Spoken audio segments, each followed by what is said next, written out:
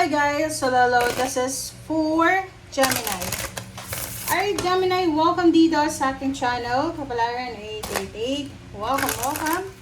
Please comment down below if you are resonated, if you need something. Please comment down below. Kung bago ka, please paki-like and share naman ang ating mga videos and paki-subscribe. Okay? Para madagdagan naman yung ating subscribers. Okay? So, para to sa mga Gemini. Yung first card mo, Gemini, is Sailing, number 27. Seaman ka ba? 7, 2, 7, 7, 8, 9. Wow, malapit na. Okay, tingnan natin. Wow. So, nakikita ko sa'yo dito, Gemini. Nasa ano ka ba? Nasa loob ka ba ng ng barko? Kasi parang ikaw ay nasa loob ng barko. Isang buwan na lang, pauwi ka na. Parang ganon. Or pwedeng ikaw ay pamilya ng isang seaman na siguro yung kapamilya mo na to, kung ikaw ay nasa Pilipinas, etong kapamilya mo na to na nasa loob ng barko ay meron siyang mga negative thoughts and emotion. Maybe under attack siya ng mga spiritual, ano bang tawag doon? Warfare, parang ganon. Sinasabi kasi itong bugs kasi na to guys, this one is bad and good omen siya. Depende yun sa second card. So, based sa'yo, possible na, Gemini, possible na mayroon na gumagawa sa'yo ng it's either gayuma, kulang barang, or tagalpo, or whatever man. And nakikita ko sa'yo dito na confusion to eh. Tingnan mo, diba? Yung parang balisa. Balisa ka ba? Balisa ka. So, kung nakakaramdam ka ng ganun, kailangan mo sigurong magpatingin sa mga taong nakakaalam kung paano malaman kung may mga gayuma ba sa inyo. Parang ginagayuma ka. Itong nakikita natin. Okay? And, sabi ng baraha sa'yo dito, alam mo kung bakit ganon yung nangyayari sa'yo, marami kang masakit sa katawan mo. It's because maraming naiinggit sa'yo. Maraming nakatingin sa'yo. Kumbaga, lahat ng kilos mo, binabantayan nila, Gemini. Maraming naiinggit sa'yo eh. Evil eye, parang ganun. Pwedeng may nag-evil eye sa'yo. Yun yung nakikita natin. Ito naman, sinasabi ng bara sa'yo na yun, if you're nasa loob ka ng barko, seaman ka, pwedeng isang buwan na lang pauwi ka na. Isang taon na lang, retire ka na. And nakikita natin dito, na pwedeng, yung iba din sa inyo, you're waiting, pwedeng ikaw ay ama, tatay, nanay, yung anak mo, pwedeng isang taon na lang makakapagtapos na siya ng kolehiyo, parang ganun. So, kumbaga, number 9 kasi to, so waiting ka, near to completion na siya, malapit na. Malapit ka na sa destination mo, parang ganun, malapit nang mag-retire, malapit nang makapagtapos, malapit nang matupad yung pangarap mo, malapit ka na makapag-travel. So, eto yun. Ito yung mga messages na sinasabi sa'yo. Alright, so tanungin natin yung mga angels and guides mo, Gemini.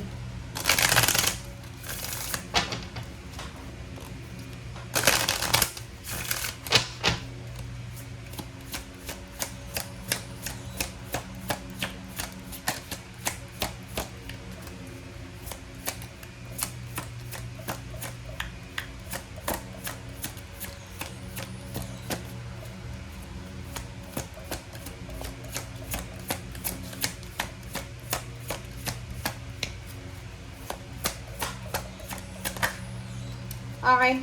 This is from your angel, Adriana. Adriana, so maybe you're dealing with your kids with a small circle, parang ganun.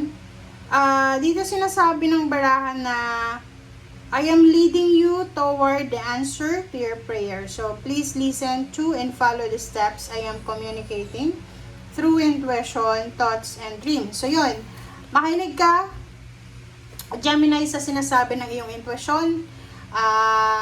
Kasi may binibigay sa'yo na sagot sa mga prayers mo. So, kailangan mong sumunod sa sinasabi ng iyong intuition.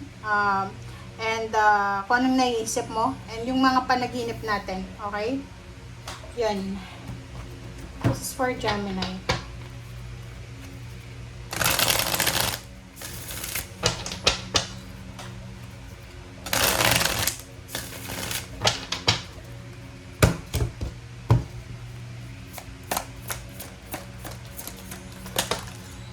Alright, so you have two cards, Ace of Earth and Two of Earth.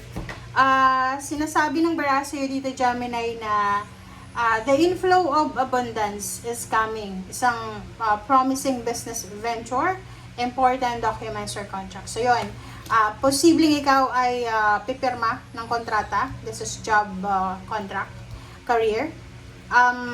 Inflow, so may mapasok na pera sa buhay mo, abundance, good health, parang ganun, healing.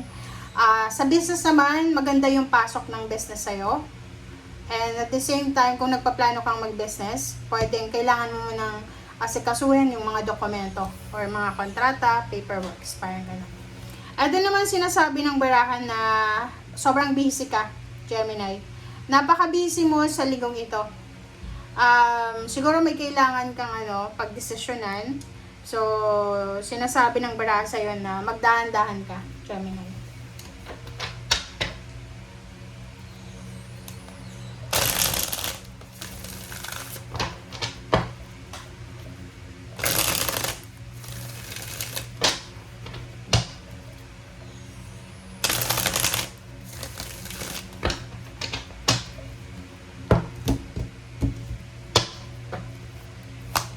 Okay, the sun. Wow. So, yun.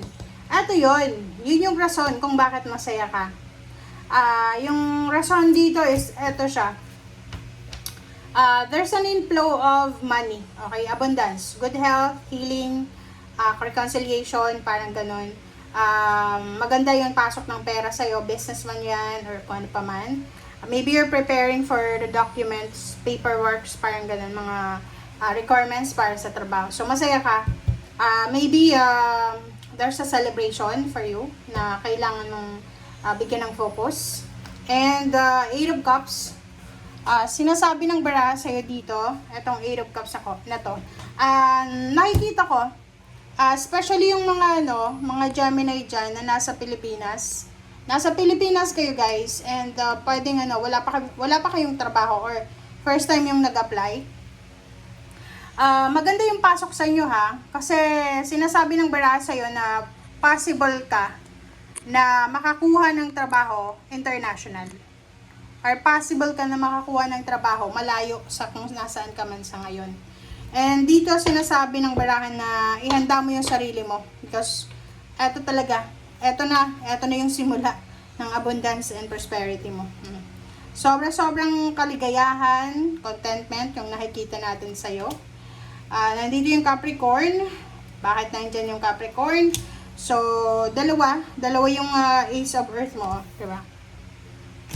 So, it's confirmed, guys. Confirm na may papasok na trabaho, inflow of abundance. Ang abundance, guys, hindi naman yan puro pera. Pwedeng good health, good relationship, mga new babies, parang ganon. Maganda, peaceful yung buhay mo, parang ganun. So, nakikita mo dito yung Ace of Pentacles, dalawa siya. So, ibig sabihin, is either dalawang beses ka, or doble-doble na papasok na pera sa buhay mo. Okay? Okay, yung Eight of Pentacles, so puro pera to eh. Wow. Talagang may decision kang kailangan na gawin. Okay? So, dito sinasabi ng baraha, importanteng desisyon ang kailangan mong gawin sa linggong ito. Maraming mag-o-offer sa'yo ng trabaho or maraming mga tao na mangangailangan ng serbisyo mo. Marami kang matatanggap na emails, chat, call, or mga confirmation dyan. Sinasabi ng baraha sa'yo dito na kung ikaw ay nag-a-apply ka ng trabaho tapos nakakuha ka ng confirmation sa company or sa HR, kung marami siyang offers, piliin mo daw yung trabaho na hindi masyadong mapapagod ka physically and mentally. Okay? Thank you guys. Bye!